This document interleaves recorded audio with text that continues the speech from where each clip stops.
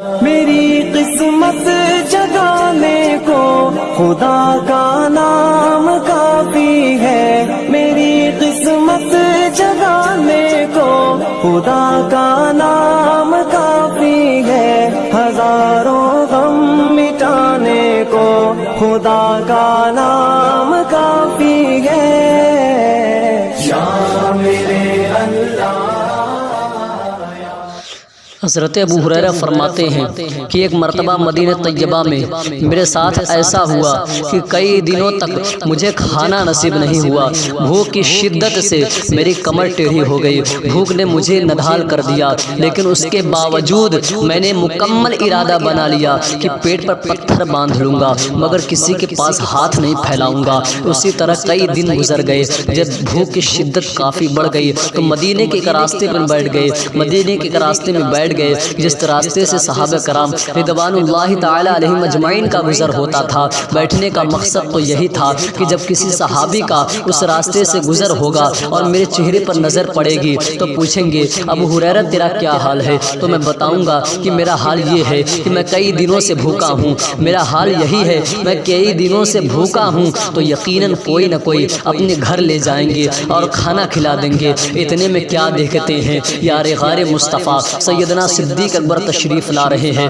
اسی راستے سے تشریف لا رہے ہیں۔ حضرت ابو ہریرہ صدیق اکبر کو دیکھ کر مچل گئے کہ آنے والے وہی ہیں جو غریبوں کو بہت رحم کرواتے ہیں، آنے والے وہی ہیں جس نے اپنی ذاتی رقم سے حضرت بلال کو آزاد کرایا ہے، یہ آنے والے وہی ہیں جنہوں نے بار بار اپنے کل مال و متاع کو راہ خدا میں خرچ کیا ہے، یہ آنے والے وہی ہیں جن کے متعلق سرکار نے فرمایا کسی کے مال سے مجھ کو اتنا فائدہ نہیں پہنچا جتنا صدیق اکبر کے مال نے پہنچایا ہے۔ صحابہ کرام کا اٹھنا بیٹھنا، چلنا پھرنا، سونا جاگنا، کھانا پینا سب کچھ سنت مصطفیٰ کے مطابق ہوتا تھا، اور سرکار کی سنت یہ تھی کہ جب چلتے تو آسمان کے بجائے زمین کی طرف نظر فرماتے تھے۔ صحابہ کرام کی بھی یہی حال تھا، وہ بھی نظریں جھکائے چلا کرتے تھے۔ چنانچہ صدیق اکبر رضی اللہ تعالی عنہ نظر جھکائے تشریف لائے تھے۔ ابو ہریرہ نے عرض کیا السلام علیکم، صدیق اکبر نے فرمایا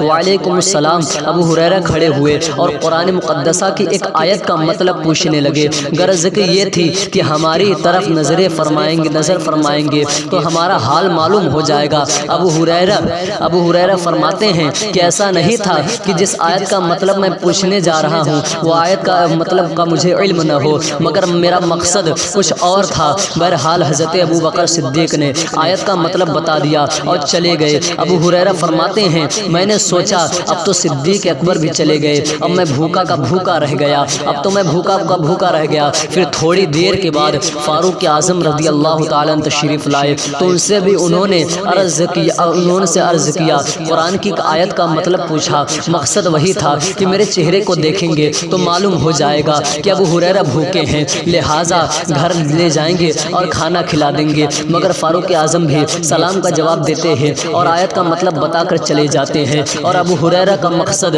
حاصل نہیں ہوتا، لیکن ابو ہریرہ کا مقصد کا ستارہ چمکا،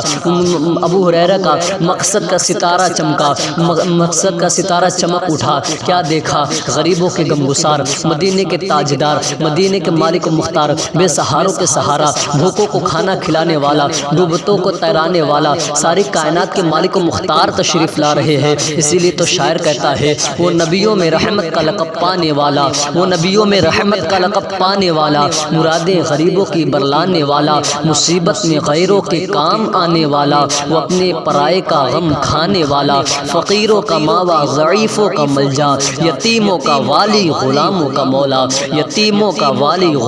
مولا۔ حضرت ابو ہریرہ رضی اللہ تعالیٰ فرماتے ہیں کہ حضور صلی اللہ علیہ وسلم کی آمد سے مجھے بے انتہا خوشی ہوئی کہ اب یقیناً وہ ذات تشریف لا رہی ہے جس پر میرا حال پوشیدہ نہ رہ سکے گا، اب یقیناً میری مراد پوری ہو جائے گی۔ اور ہوا بھی یہی کہ حضور اقدس صلی اللہ علیہ وسلم تشریف لاتے ہیں، غلام کے چہرے پر نظر کرم فرماتے ہیں اور نبوت اور نگاہ نبوت سے جان گئے کہ ابو ہریرہ بھوکے ہیں۔ مجھے اپنی مجبوری سنانے کی ضرورت نہ پڑی، دیکھتے ہی مسکرا دیے۔ سرکار اعلیٰ حضرت فرماتے فرماتے ہیں جس کی تسکین سے روتے ہوئے ہنس پڑے، جس کی تسکین سے روتے ہوئے ہنس پڑے، اس تبسم کی عادت پہ لاکھوں سلام، اس تبسم کی عادت پہ لاکھوں سلام۔ مصطفیٰ جان رحمت صلی اللہ علیہ وسلم فرماتے ہیں ابو ہریرہ تم بھوکے ہو، آؤ میرے ساتھ چلو۔ ابو ہریرہ خوشی میں جھومنے لگے اور سرکار اقدس صلی اللہ علیہ وسلم کے پیچھے چلنے لگے۔ آقا علیہ الصلوۃ والسلام آگے آگے، رسول اللہ صلی اللہ علیہ وسلم آگے آگے، پیچھے ابو ہریرہ۔ جب کاشا جب گھر پہنچے، گھر میں کیا دیکھتے ہیں کہ دودھ کا ایک پیالہ پڑا ہوا ہے۔ گھر والوں سے پوچھتے یہ کیسا ہے؟ گھر والوں نے اس شخص کا نام بتایا جس نے یہ دودھ کا ہدیہ بھیجا تھا۔ سرکار نے فرمایا آئے ابو ہریرہ اس دودھ میں اپنے ساتھ اس دودھ کو اپنے ساتھ اصحاب صفہ کو بھی شریک کر لو، کیونکہ جس طرح تم بھوکے ہو اسی طرح اصحاب صفہ 70 فقراء صحابہ بھی بھوکے ہیں۔ اب ابو ہریرہ دل میں سوچنے لگے اس دودھ کا سب سے زیادہ حقدار میں تھا، اگر مجھے مل جاتا تو بھوک سے کچھ راحت مل جاتی، مجھے مل جاتا تو مجھے بھوک سے کچھ اطمینان مل جاتا۔ اصحاب صفہ کے آ جانے کے بعد بھلا اس میں مجھے کیا ملے گا؟ یہی خیالات ابو ہریرہ کے دل میں بار بار چکر لگا رہے تھے، مگر اللہ اس کے رسول کی اطاعت کے علاوہ کوئی چارہ نہ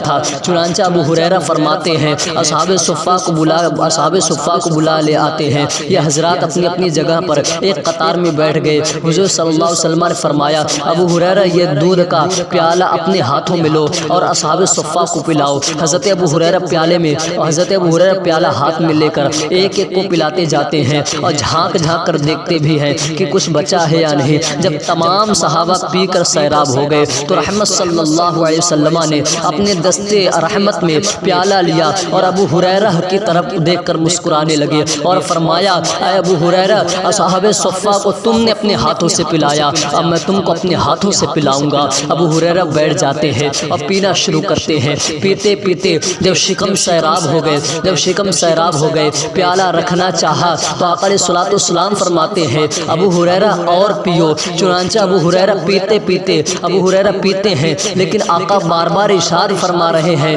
ابو ہریرہ اور پیو۔ حضرت ابو ہریرہ نے عرض کیا اللہ کی عزت کی قسم ہے اس ذات کی جس نے آپ کو حق کے ساتھ مبعوث فرمایا ہے، یا رسول اللہ میرے ماں باپ آپ پہ قربان، اب تو میرے پیٹ میں ذرہ برابر بھی جگہ نہیں۔ تب آقا علیہ الصلوۃ والسلام اپنے دست مبارک میں پیالہ لیتے ہیں اور جتنا بچا ہوا تھا بسم اللہ کا کر نوش فرما جاتے۔